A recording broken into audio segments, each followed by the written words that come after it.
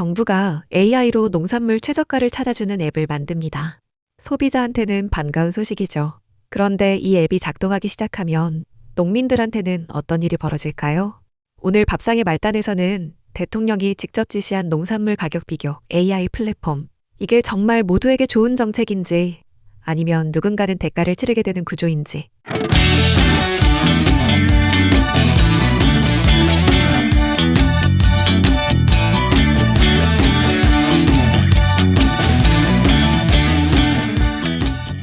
그 속을 들여다보겠습니다. 먼저 이 플랫폼이 뭔지부터 정리하겠습니다.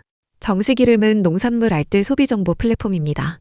2025년 9월 국무회의에서 공식화됐고요. 이재명 대통령의 AI 민생 10대 프로젝트 중 하나로 선정됐습니다.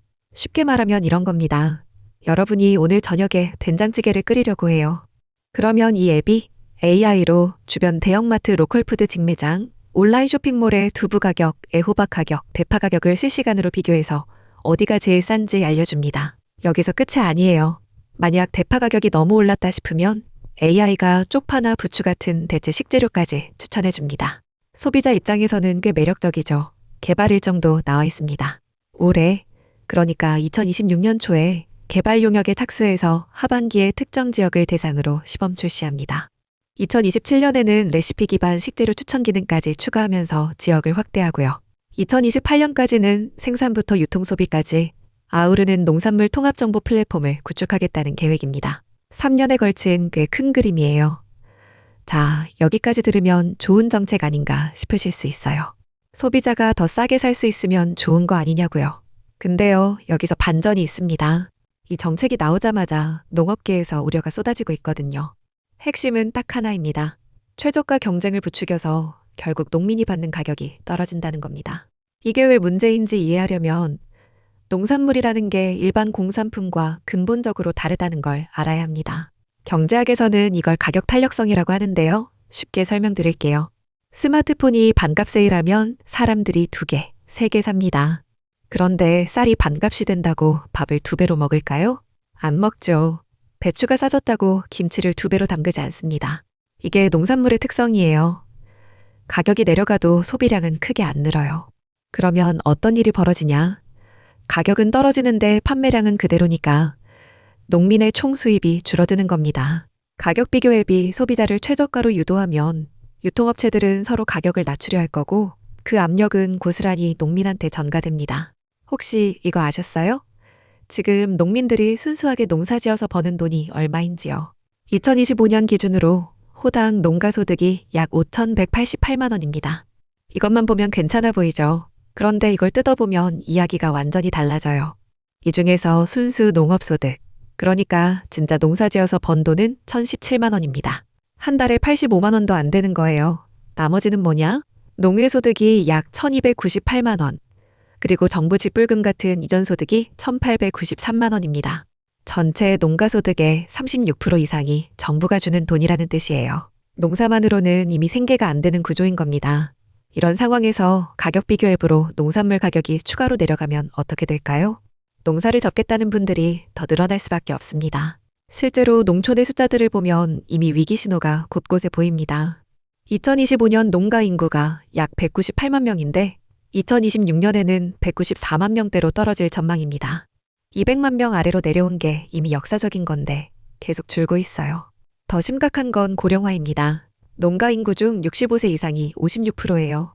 2026년에는 56.6%로 더 올라갈 전망이고요. 농촌에서 일하는 분 10명 중 6명 가까이가 은퇴 연령대라는 겁니다. 이분들한테 소득이 더 줄어든다는 신호가 가면 그건 영농 포기의 방아쇠가 될 수 있어요. 지금쯤이면 올해 농사 준비하느라 종자 주문하고 비료 계산하고 계실 텐데 그런 분들한테 앞으로 가격이 더 내려갈 수 있다는 이야기는 정말 가혹한 겁니다. 그러면 정부는 왜 이런 정책을 추진하는 걸까요? 배경이 있습니다. 농산물 가격 상승률이 2022년에는 2.4%였는데 이후 급격히 올라서 10%를 넘겼어요. 전체 물가 상승을 농산물이 주도하고 있는 상황이었던 거죠.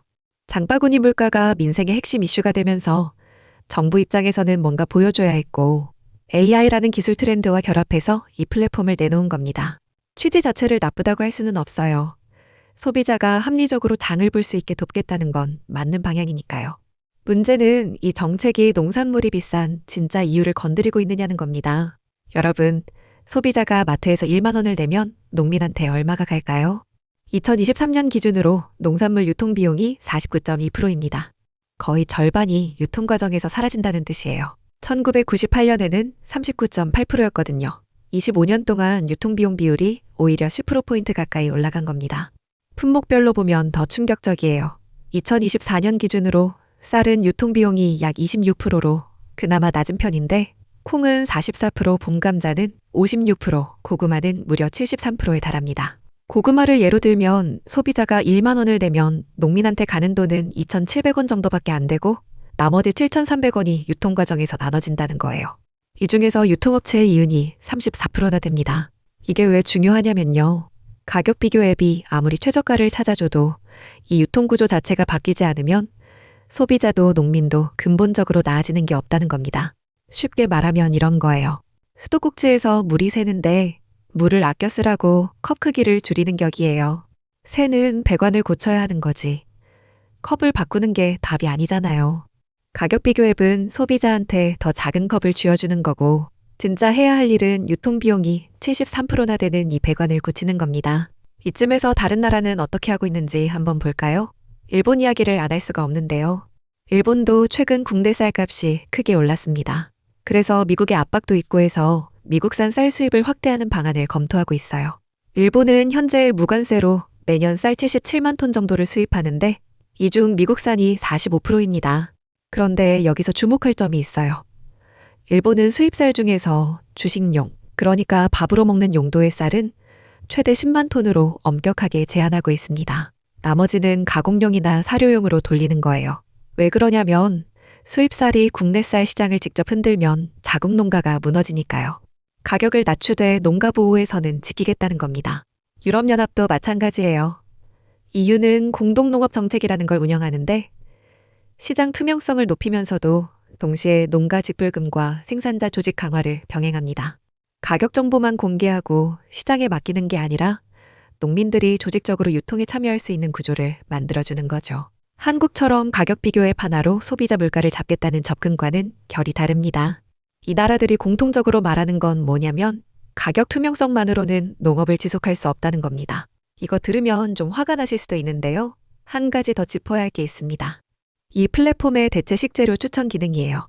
소고기가 비싸면 돼지고기를 대파가 비싸면 쪽파를 추천해주는 기능인데 단기적으로는 소비자한테 도움이 됩니다. 그런데 장기적으로 생각해 보세요. AI가 대파 대신 쪽파를 추천하면 갑자기 쪽파 수요가 몰립니다. 쪽파 가격이 오르죠. 그러면 다음에는 또 다른 대체재를 추천하고 이런 식으로 수요가 이리저리 튕기면 농민 입장에서는 도대체 뭘 심어야 할지 알 수가 없게 됩니다. 올해 쪽파를 많이 심었더니 내년에는 AI가 다른 걸 추천해서 쪽파 가격이 폭락할 수도 있는 거예요. 농사라는 게 씨 뿌리고 수확까지 최소 몇 달은 걸리잖아요. AI의 실시간 추천과 농사의 시간은 완전히 다른 속도로 움직입니다. 이 간극을 누가 책임지느냐는 아무도 답을 안 하고 있어요. 또 하나 놓치면 안 되는 게 있습니다. 이 플랫폼이 실제로 작동하면 누가 유리하고 누가 불리할까요? 대형마트나 온라인 쇼핑몰은 자기네 가격을 플랫폼에 올리는 게 어렵지 않아요. 시스템이 이미 갖춰져 있으니까요. 그런데 동네 작은 직매장이나 트럭에 농산물 싣고 다니면서 파시는 분들은요. 이분들은 플랫폼에 가격을 등록할 여력도 기술도 없을 수 있습니다. 결국 대형 유통업체 중심으로 소비자가 몰리고 중소유통상인들은 설 자리가 더 좁아지는 거예요.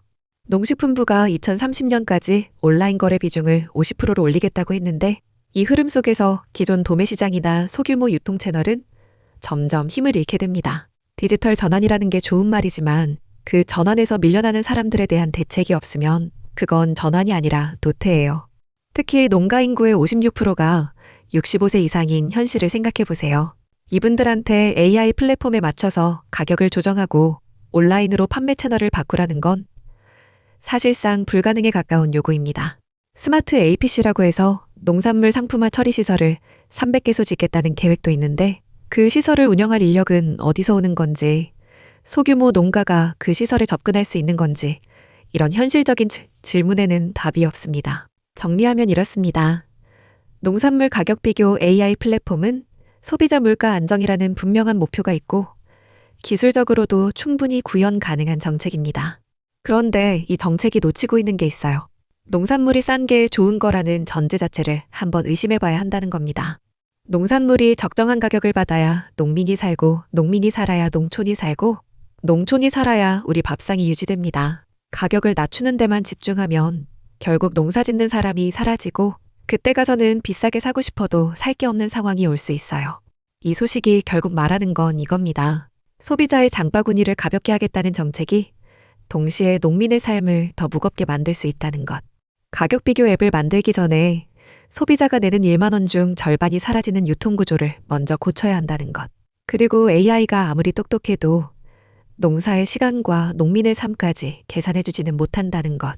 올해 하반기에 시범 출시가 예정되어 있으니 이 플랫폼이 실제로 어떤 영향을 미치는지 밥상의 말단에서 계속 지켜보겠습니다. 이 문제, 소비자의 문제이기도 하지만 결국은 우리 모두의 밥상 문제입니다. 오늘도 밥상의 말단에서 전해드렸습니다.